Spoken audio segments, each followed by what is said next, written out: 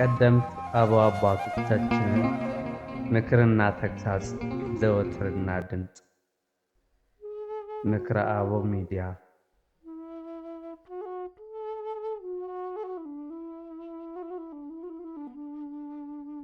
ሰይጣን ኃጢአት ስንሰራ እንድታፍር ንስሐ ስንገባ ግን እንዳናፍር ያደርገናል። አንተ ግን ተገላቢጦሹን አድርግ። ኃጢአት ስትሰራ አፈር፣ ንስሐ ስትገባ ግን አትፈር። ቅዱስ ዮሐንስ አፈወርቅ።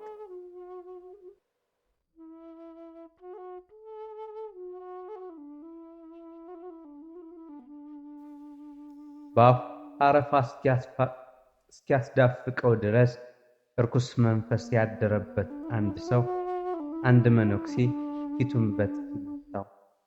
መነኩሴውም ሌላኛውን ፊቱን አዙሮ ሰጠው። በዚህ ጊዜ ጋኔኑ የመነኩሴው ትሕትና ስላቃጠለው ወዲያውኑ ከሰውየው ጠፋ።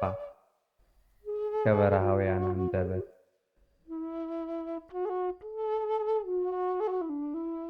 እውነት በራሷ ትቆማለች። ምንም እንኳ የሚረዷት ባይኖሩ አሸናፊ ናት። ቅዱስ ዮሐንስ አፈወርቅ።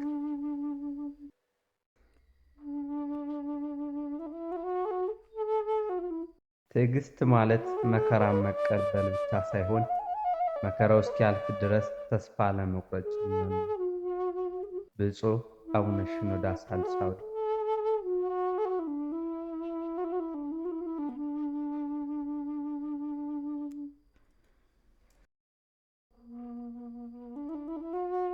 ሰይጣናት የሰውን ልጅ ቀን ቀን ክፉ ሐሳብ በማሰብና በማሰራት በሌሊት ደግሞ ዝሙት የሞላበት አጸያፊ ሕልም በማሳየት ይዋጉታል። መጽሐፈ መነኮሳት።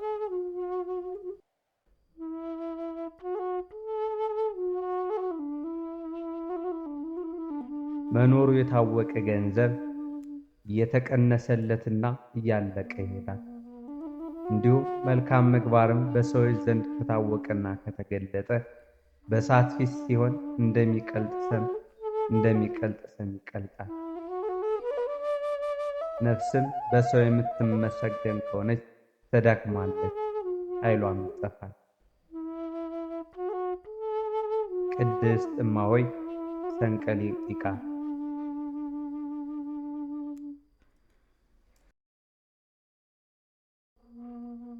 እኛ የወንድማችንን ኃጢአት ስንሸፍን እግዚአብሔር የእኛን ኃጢአት ይሸፍንልናል። ስለ ወንድማችን ኃጢአት ለሌሎች ሰዎች ከተናገርን ግን እግዚአብሔር በእኛም ላይ እንዲሁ ያደርግብናል። አባ ጳውሜ።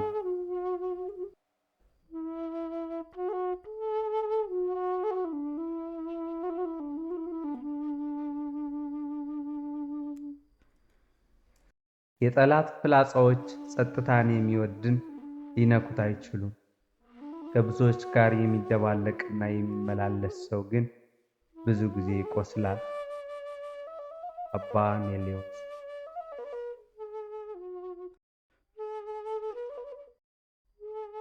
የማያቋርጥ ጸሎት ማለት በሥራም ሆነ በእረፍት ጊዜ እግዚአብሔርን ማሰብ ነው። ቅዱስ ባስልዮስ።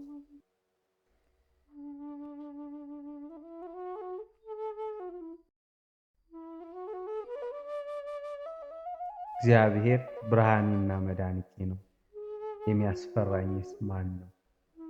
መዝሙረ ዳዊት ምዕራፍ 27 ከቁጥር 1።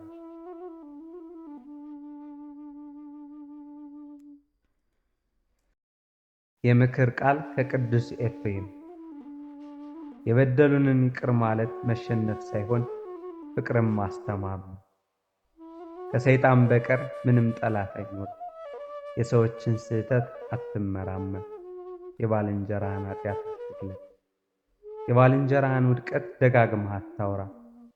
በራስህ ኃጢአት ላይ ፍረድ እንጂ በሌሎች ላይ አትፍረድ፣ ገዣቸው አይደለህምና። ኃጢአትም በፈጸሙ ሰው ላይ ወቀሳ አታብዛ፣ አንተም ትበድላለህና። ነገር ግን ከኃጢአቱ ይመለስ ዘንድ ረዳትና መካሪ ሁን። ከወደቀበትም የስህተት ሥራ እንዲወጣ አበርተው። ተስፋውን በእግዚአብሔር ላይ ቢያደርግ ኃጢአቱ ልክ በእሳት ፊት እንደወደቀ ገለባ ፈጥኖ እንደሚወገድለት ንገረው። ቅዱስ፣ ጥንቁቅ፣ ግልጽ፣ ብልህ ሁን። እርጋታን የተላበሰ ስብዕና ይኑር። ደስተኛ ሁን። ሰላምታህ በፈገግታ የታጀበ ንጹሕ ይሁን። ንግግር የታረመ አጭርና በጨው እንደተቀመመ ጣፋጭ ይሁን። ቃላቶች የተመጠኑና ጤናማዎች ሁሉ የሚረዷቸው ይሁን። ጓደኛ ምስጢር አትግለጥ። ለሚወድ ሁሉ የታመንክ ሁን።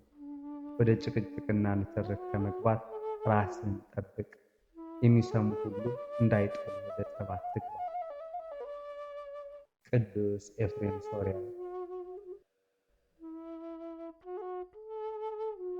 አንድ ጊዜ ለወጣት ሴት ልጅ መልካም ትዳር ስምረት እንዴት ማድረግ እንዳለበት ያስጨነቃት አንዲት እናት ወደ ቅዱስ ሰራፊም ሄደች። ወደ ቅዱስ ሰራፊም ለምክር በመጣች ጊዜ እርሱ እንዲህ አለ። ከሁሉ በፊት ልጅሽ ለሕይወት አጋርነት የመረጠችው ሰው አጽዋማትን የሚጠብቅ እንደሆነ ይረጋገጥ። ካልሆነ ግን ምንም ያህል ራሱን እንደሆነ ቢያስብ እንኳ እንግዲያውስ ክርስቲያን አይደለም። መጥፎ ቀንና ጥሩ ቀን የሚባል ነገር የለም። ያለው ጸሎት አድርገህ የወጣህበት ቀንና ጸሎት ሳታደርግ የወጣህበት ቀን ነው። ያልጸለይክባቸው ቀናት በክፉ ምኞት፣ የሥጋ ፍላጎት የተሞሉ ስለሆኑ ክፉ ቀናት ናቸው። ቅዱስ ቄርሎስ ሳድሳቱ።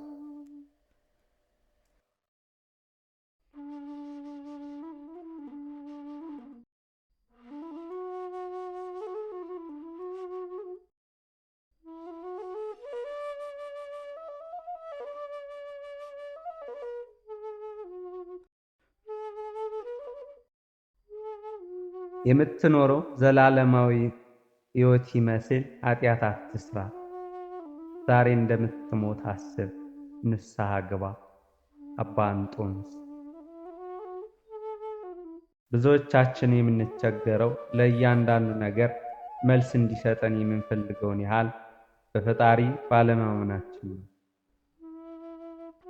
ለሚያምን ሰው እግዚአብሔርን መልስ ሰጪ ብቻ ሳይሆን ራሱም መልስ ነው።